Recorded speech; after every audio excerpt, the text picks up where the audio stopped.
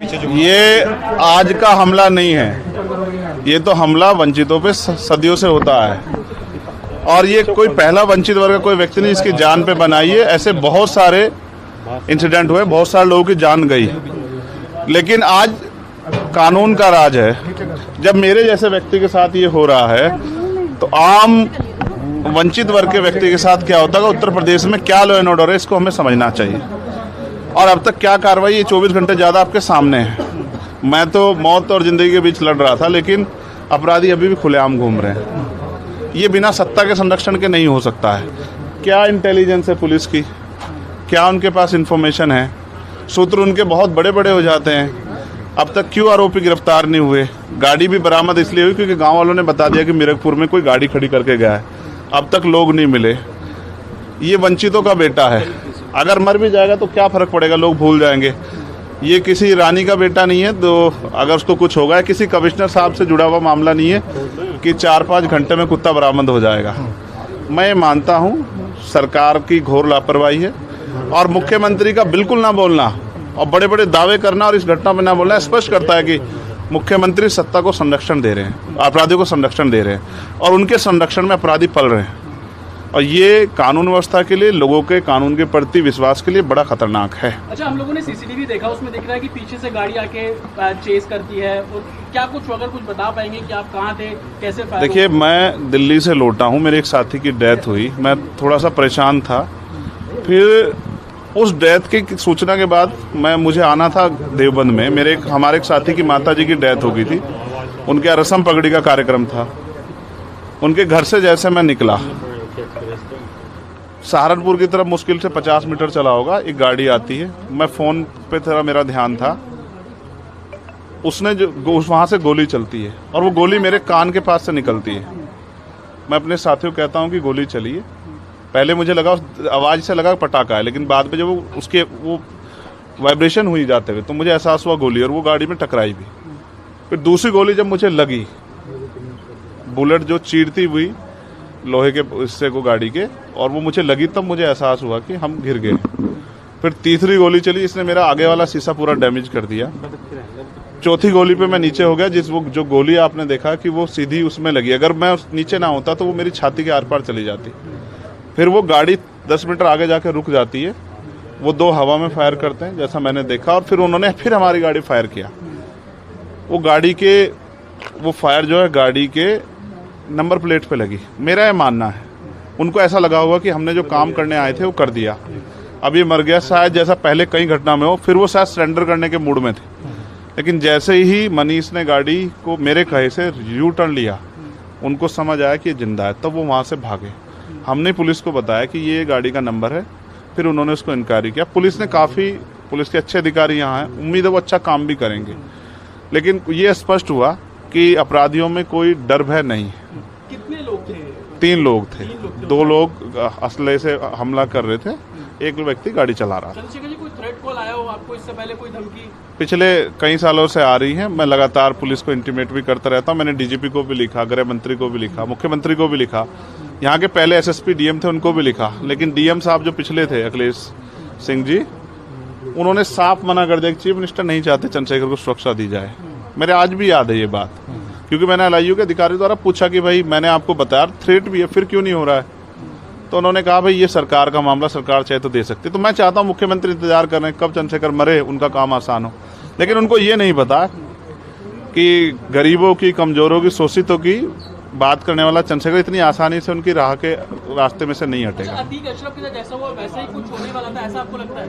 अब आप इसका आकलन खुद करें कि क्या हुआ और क्या हो सकता था। आपके पास एक और बात, मुझे ऐसा लगता है कल की घटना के बाद, इतने बड़े उसके बाद भी अगर मैं सुरक्षित हूँ तो हमारे संतों, गुरुओं, महापुरुषों का आशीर्वाद, हमारी करोड़ों बहनों माताओं का आशीर्वाद, बुजुर्गों का मेरे पास है।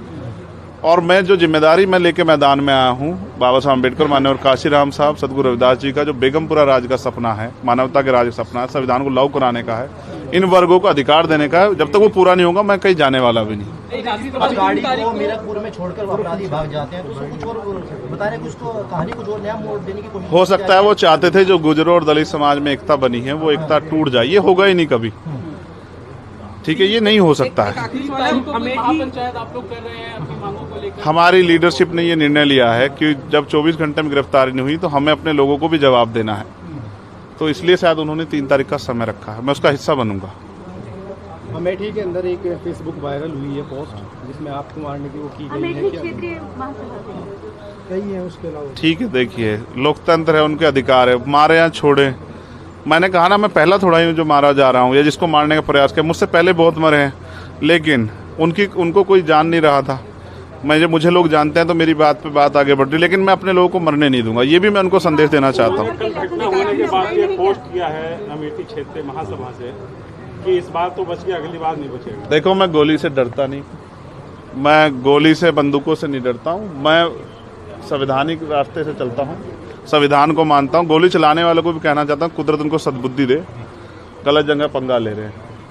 मैं झगड़ा नहीं चाहता, मैं अपने लोगों को भी ये कह रहा हूँ कल से शांति बनाओ को और संविधान के रास्ते चलो। वो हमें डिस्टर्ब करना चाहते हैं कि जो हम राजनीतिक ताकत हमारी बन रही हो कमजोर हो जाए, हम दूसरी दिशा चले जाएं। लेकिन ये भी एक अटूट सत्य है कि हम संविधान के जरिए जवाब देना जानते हैं, और किसी को गलतफहमी हो तो वो गलतफहमी सुधारने का समय है। वो क्यों वो कर रहे थे, वो पाला खींच लें। मुझे ही तो मारना है ना, वो बता दे मैं चला जाऊंगा मरने, मगर मेरे लोगों के साथ तो ये खेल ना खेले ना। मैं तैयार हूं, अगर मेरे मरने से हमारा आंदोलन आगे बढ़ता, हमारे लोग खड़े होते, मुझे कोई दिक्कत नहीं है। लेकिन उनको ये समझना चाहिए कि ये आज लोकतंत्र है। गोली की भाषा से एक चंद्रशेखर मरेगा तो क्या हो जाएगा, हजारों चंद्रशेखर पैदा हो जाएंगे। ये समाज, बहुजन समाज तो उपजाऊ समाज है। एक मरेगा, 1000 पैदा हो, कितने चंद्रशेखर मारोगे? और मारो गोलियों में, सत्ता का संरक्षण आपको है, मुख्यमंत्री आपका अपना है, खूब चंद्रशेखर को मारो, हर जिले से चंद्रशेखर पैदा होंगे। पहली घटना लेकिन बाबा साहब अम्बेडकर और माननीय काशीराम साहब को सपना पूरा करे बगैर संविधान को लागू करवाए हम लोग जाएंगे नहीं। चंद्रशेखर भाई, पहली घटना आपके साथ मुजफ्फरनगर में हुई, दूसरी अब देवबंद में, क्या लगता है कि आसपास का क्षेत्र उससे पहले बुलंदशहर? अगर पहली घटना पे ठोस कार्रवाई हो जाती तो अपराधियों के हौसले कमजोर होते। लेकिन मैंने कहा ना कि एक रानी का नहीं, एक प्राइमरी स्कूल के हेडमास्टर का बेटा है, एक गरीब माँ का बेटा है, तो मर जाए, क्या फर्क पड़ा, किसी को क्या फर्क पड़ता है? उनका रास्ते कांटा आसान से निकल रहा है, तो इसलिए उनको लगा कोई वो नहीं। लेकिन जनता समझ रही है।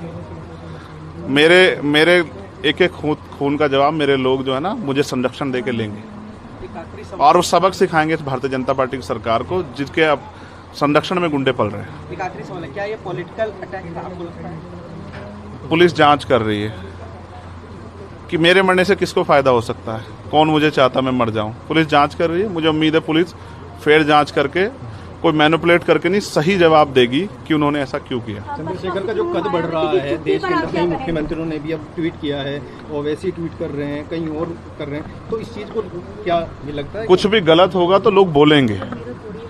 अगर कल मेरी जान ही चली जाती तो लोग फिर भी तो उनको पीड़ा होती, उनको अपना भी देखना है, कल उनके साथ भी हो सकती है। ये लाइन ही, विचारधारा ही गलत है कि गोली से वो करो, और ये बीजेपी की भाषा है, गोली मारो सालों को, ये वो उपजाऊ हो रही है। देखिए, बहन जी से मेरी कोई नाराजगी नहीं है, मैंने उनको हमेशा बड़ा माना, वो मुझे छोटा नहीं मानती अपने परिवार का। उनको ये घटना छोटी लगी, शायद अगर मैं मर भी जाता शायद उनको इस पर कोई शायद बुरा नहीं लगता, मुझे उनसे कोई दुख नहीं है। मेरे लोग मेरे साथ हैं ये बहुत, और वो समझ रहे हैं कि जो उनके लिए मरने को तैयार है, जिसने जो जान पे जिसकी बनाई है, वो हमारा अपना है। मेरे लोग मेरे साथ खड़े होंगे, मैं इस लड़ाई को लड़ता रहूँ। लगभग सभी दलों के लोग आपसे मिलने आए हैं, कैसा कुछ देखते हैं, क्या? नहीं, मैं उनका धन्यवाद करता हूँ। नहीं, मैं कह रहा हूँ, बस सबका धन्यवाद करता हूँ, मगर ये है, मैं ये प्रयास करूंगा कि भविष्य में ऐसा किसी के साथ ना हो, इसलिए लॉ एंड ऑर्डर के कानून व्यवस्था अच्छी होनी चाहिए, मुख्यमंत्री उस पर ध्यान देना चाहिए। बात चंद्रशेखर की नहीं है, बात इस प्रदेश में हो रही हजारों बहनों के साथ जो अस्मतें लूट रही है, हर महीने रेप हत्याएं हो रही हैं, लोगों की जान जा रही है, ये सब उन पे वो करता है। तो वो मुख्यमंत्री पद पर बैठे हैं, अगर वो इसको संभाल नहीं पा रहे हैं तो क्या फायदा, फिर उनको इस्तीफा दे देना चाहिए। फिलहाल आप ठीक है, डिस्चार्ज किया जा रहा है? हाँ, ठीक हूँ। बस कार्यकर्ताओं ने आज जो है जगह जगह ज्ञापन दिया है, सहारनपुर में दिया, अगली रणनीति क्या रहेगी? नहीं, कोई रणनीति नहीं है, पार्टी के सीनियर लीडर जो तय करेंगे हम लोग उस पर काम करेंगे। और दूसरा, मेरे पीठ में जहाँ गोली लगी है वहाँ ड्रेसिंग जारी है, पहले से आराम है, बस एक जलन और वो घाव है, जख्म वो तो है ही, तो सांस लेने में दिक्कत थी। बीपी जो है फ्लक्चुएट हो रहा था, अप डाउन हो रहा था, वो अब ठीक है पहले से।